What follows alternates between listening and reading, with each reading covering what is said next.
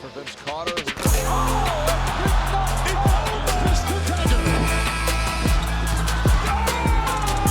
B going to work in the paint. Hello! Eastern Conference Final, new NBA champion, and it's a team from Toronto, Canada. We, the North, are now we, the champions. What is going on, Raptors Nation? Luca here, back with the Raptors Nation podcast. Hope you're all doing well. We got a lot to talk about in today's show. Obviously, it's a very special edition of this podcast. It comes on Raptors game day, as the Raptors will be taking on the Philadelphia 76ers in less than 10 hours here. So, we are going to dive right into it. Before we do just that, do me a solid, everyone. Hit a like on the video. It helps out a ton. And please subscribe to the channel for more Raptors content just like this. We're trying to hit 1,000 subscribers over here on the Raptors Nation YouTube channel. So if you all can help me hit that, that would be greatly appreciated. Also, leave a 5-star review wherever you find this podcast, Apple, iTunes, Spotify. And lastly, I'm going to do a segment starting next week where I'm going to ask you guys to submit your questions for this podcast on the community page section of this channel. And basically what I'll do leading up to this podcast, I'll ask you guys to ask me any questions you want for the podcast, and then I'll pick a couple of them to answer just so we have more interaction on this pod moving forward. So without further ado, let's talk about what happened, man. The Raptors. It feels good when the Raptors are winning ball games, especially the way they won this game. I mean, this was just unbelievable. What a stellar performance by the Toronto Raptors. They absolutely took it to the Milwaukee Bucks, 130-111. I did a post-game reaction last night. Go check it out. I go more in depth about what happened in the game. I'm not going to repeat what happened in this pod. But the bottom line is the Raptors, their offense looked good. Their defense was solid. Rebounding, points in the paint. They dominated the Bucks. Ball movements, all 5 starters getting involved, finishing in double figures, 3 Raptors finishing with 20-plus points, 3 Raptors finishing the game with doubles. I mean, this was just an all-you-can-eat performance by this Toronto Raptors team that absolutely feasted against the Bucks team that does not look good to start their season. Obviously, it's going to take some time for them to get in sync with their new pieces, but Raptors took advantage, and now they're 2-3 going up against the Sixers tonight. First, want to talk about Scotty Barnes. I mean, this Scotty Barnes leap looks like it's happening right before our very eyes, guys. Now, I don't want to get too ahead of myself. Obviously, it's just 5 basketball games in an 82-game regular season, but I'd be lying to you if I said I haven't been excited about what I've seen. I mean, this is just unbelievable. The type of growth and development we have already seen from Scotty Barnes this early into the season. I mean, the dude is putting up an all-star stat line as we speak. He is looking like a legitimate star amongst stars out there on the court. I mean, how about that little sequence he had with Giannis? I mean, just bodying Giannis. Like, get out of my way. I'm about to score. He actually outplayed Giannis in this game. I know Giannis isn't off to the best of starts for his season, but anytime you got a guy like Barnes who looks like he belongs on a court filled with superstar-type players, that is a very good sign for this Toronto Raptors team, because obviously the Raptors very high on Barnes, didn't want to trade him when they were rumored in deals to possibly acquire superstar players. You know, Kevin Durant last summer, this past summer was all about Damian Lillard. Now we know why Raptors management was adamant about not making Scottie Barnes a piece in any type of deal. He was a non-starter in all trade conversations. They believe in this guy. They believe in his potential, and we are seeing how special of a player Barnes can be. I mean, let's first talk about Barnes' first 5 games of the season, putting up incredible stat lines. I mean, first game of the season, 17, 8, 5, 2 blocks, 2 steals. Second game of the season, 22 points, 10 rebounds, 10 assists, 2 blocks. Third game of the season, 24 points, 8 rebounds, 5 assists, 2 blocks. It's consistent across the board here. Fourth game, 20 points, 12 rebounds, 2 steals, 1 block. And then 21 points, 12 rebounds, 5 assists, 2 blocks. I mean, this is just unbelievable. He is putting up these numbers.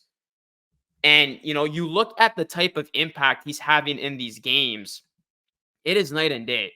It is really allowing for Barnes to open up his own game, but also his teammates' game. As we've seen Barnes basically do a good job in every facet of it, right? When it comes to getting his offense when he needs to, getting his teammates involved, playing tremendous defense. And speaking of defense, I mean, it's not only the offense that has been impressing, and we'll get to more about the offense in just a second here. The defense has been standout. This is actually an incredible stat via GTJ got next on X.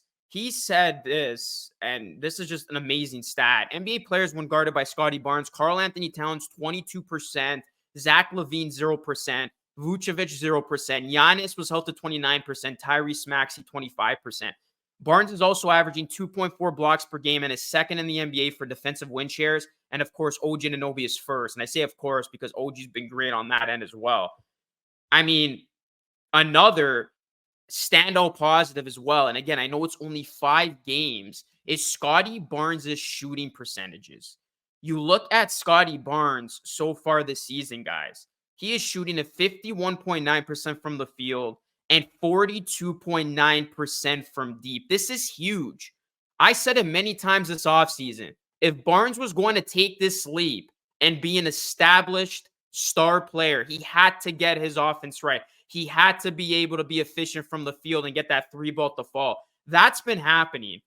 Scottie Barnes is finding his offense. He's very efficient around the rim. He's getting to the rim, and he's hitting his 3 ball, which is great to see. I mean, how big of a shot was that 3 ball against the Bucks when it looked like the Bucks were making a run, maybe getting back into the game late in the third? Barnes hits a 3. He finished 4 of 6 from downtown in that game.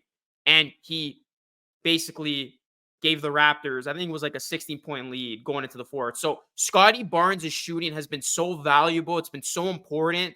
And we've seen it. When Scottie Barnes is getting this 3 ball to fall, it opens everything up. And the same could be said about Pascal Siakam as well, because Siakam was terrific from downtown in this one. But when it comes to Scottie Barnes, he's averaging so far this season. I know it's very, very early, but you know, you look at Barnes, he's averaging 20 and 10, 20.8 points, 10 rebounds, 5.4 assists. These are all-star numbers. If the all-star break happened this weekend, Barnes is going to the all-star game. Like, he is playing at such an elite level, and I feel like he can even do more. It's not like Barnes is exerting everything and putting up these numbers. I feel like he's just, you know, he's playing his game. He's definitely going hard on both ends. But I feel like Barnes could even give us a little bit more. There's still so much untapped potential here that it truly makes you excited as a Raptors fan to watch this guy go to work and give you his all. Because Scottie Barnes, I mean, all the talk going into the season was about if we're going to see this leap. A lot of pressure on him. Obviously, he's been in trade rumors.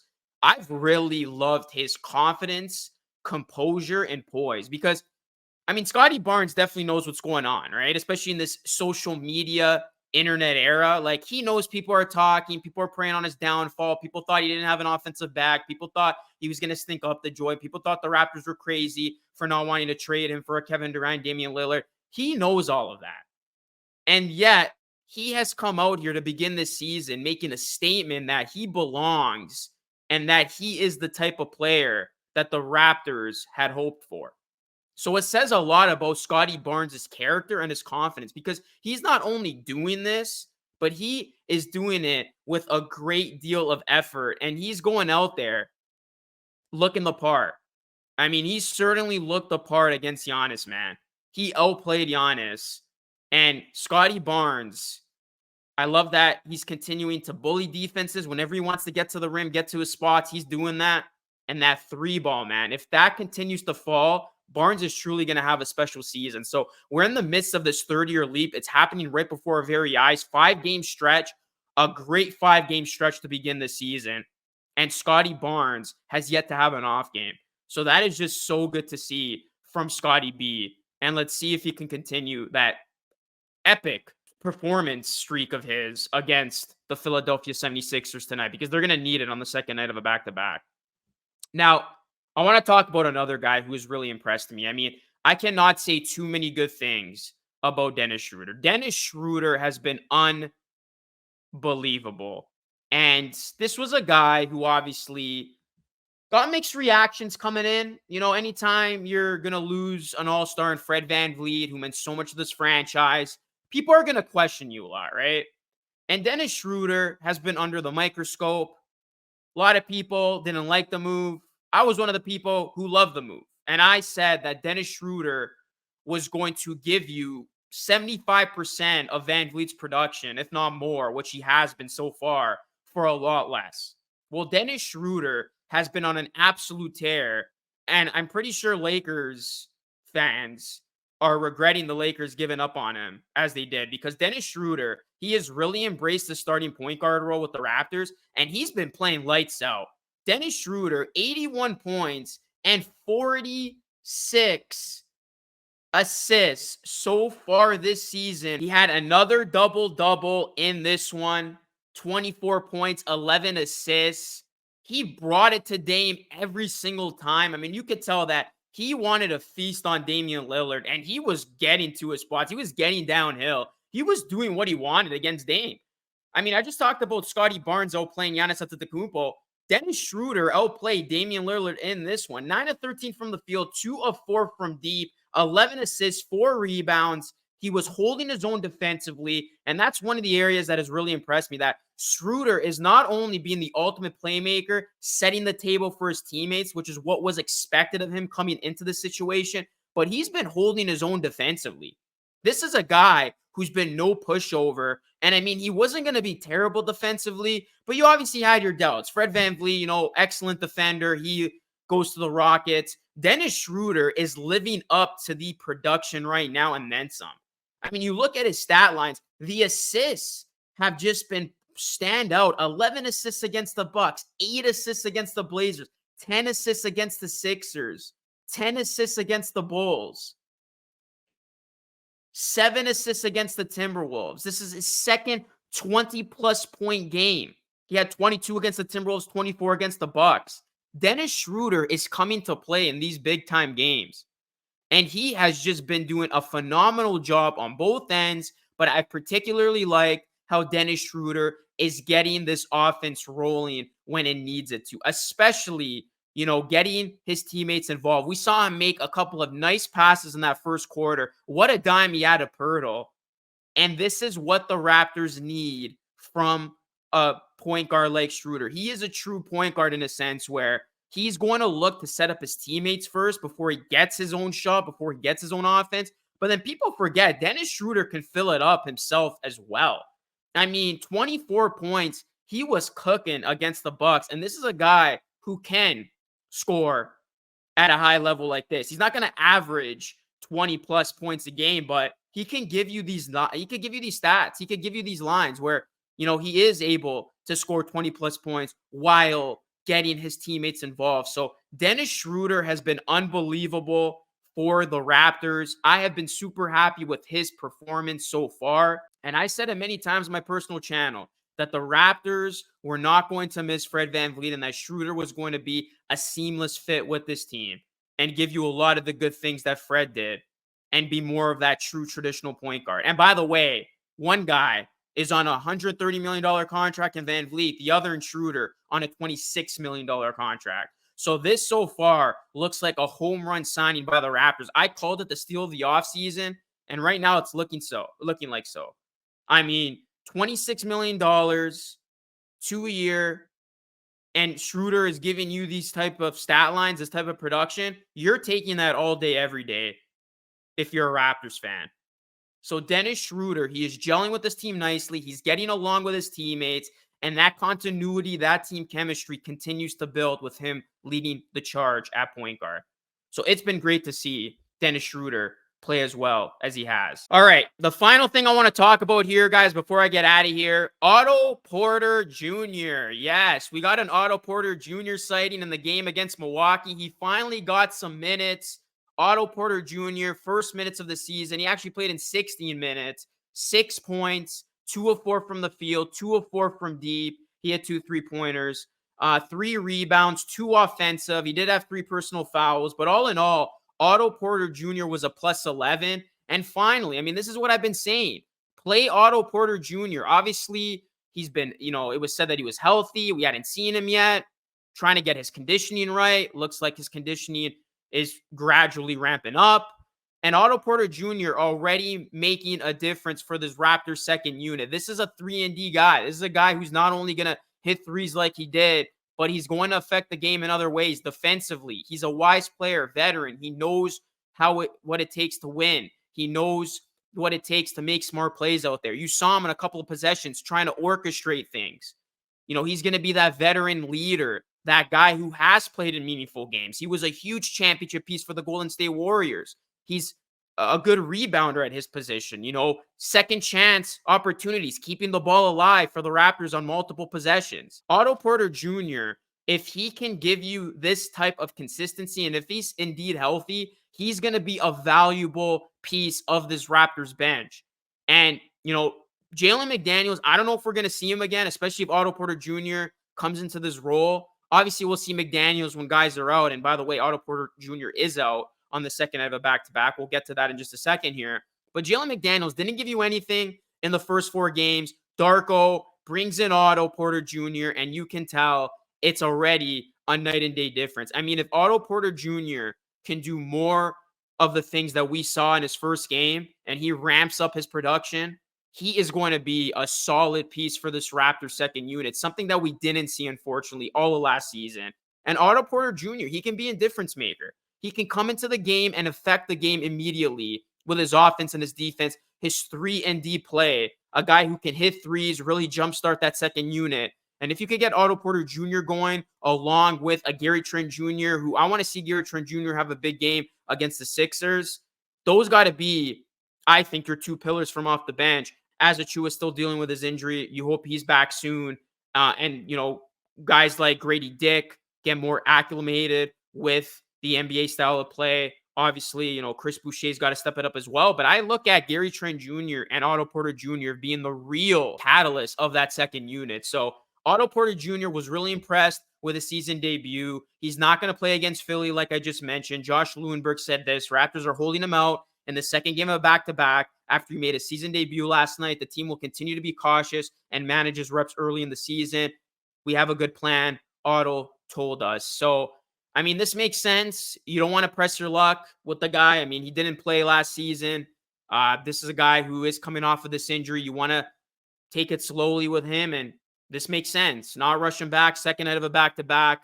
Let him get his legs right. Let him get his, game speed right. And Otto Porter Jr., the Raptors are going to need him because for as good as we've seen some other components of this team, I mean, the offense, the defense was clicking against the Bucks. This bench can be a lot better, and this bench needs to be a lot better. And we're going to see this bench kind of have the spotlight on them because second night of the back-to-back, starters are obviously not going to be fully rested playing last night. Can the bench step up in a game like this against Philly and really take the reins? And like I said, I'm expecting a lot more from Gary Trent Jr., but this bench needs to be a lot better. And I think a guy like Otto Porter Jr., just being around some pretty good squads, he can be not only that veteran leadership of that second unit, but a guy who can leave his impact on the game and really affect the game in a positive way. So we'll see what this season has in store for Otto Porter Jr. Just another quick note for the Raptors game against the Sixers. Achua is listed as doubtful, so hopefully Achua is back. He keeps dealing with the same injury that kept him out for most of the preseason. So the Toronto Raptors, they get their second win of the season. You just hope we get more games like the one against the Bucks. You hope they bring their A game on the road in Philly, going up against Nick Nurse, second time in less than a week. Let's see if the adjustments are made, and let's see how this team looks. But all in all, I mean, I have been very impressed with Scottie Barnes' leap, Dennis Schroeder's excellence, and this defense, which I touched on a little bit earlier. I mean, that's something that is always going to be there. And particularly the defense that we have seen from Scotty B, OG Anunoby. The defense is going to keep you in a lot of these games. The key for the Raptors this season, guys, is this offense. If this offense can look the part like it did against the Bucks consistently, the Raptors are going to be okay. It's that offense that just needs to get out of scoring droughts, not be stagnant, and more specifically, that 3-ball, man. If that 3-ball is falling as early as it was against the Bucks, early and often, that just opens everything up. So let's keep an eye on this offense because the defense has been as advertised. If this offense can be consistent, the Raptors are going to be okay. And then the last thing is the bench just needs to be better. So hopefully in a game like Philly, like I just mentioned, the bench can rise to the occasion and get it going. I'm looking at you, Gary Trent Jr. Let's get it going. But that is going to conclude today's Raptors Nation podcast. Going to be doing a double whammy today, guys. So podcast obviously dropping now. And then after the Raptors game against Philadelphia, we'll be dropping a post-game video. So definitely want to check that out. Again, guys, hit a like on the video. Subscribe to the channel. It all helps. We're trying to get to 1,000 subs on this channel. So please help me hit that mark. That is it for me. This is Lucas signing off. As always, thank you so much for watching. Until next time, stay safe.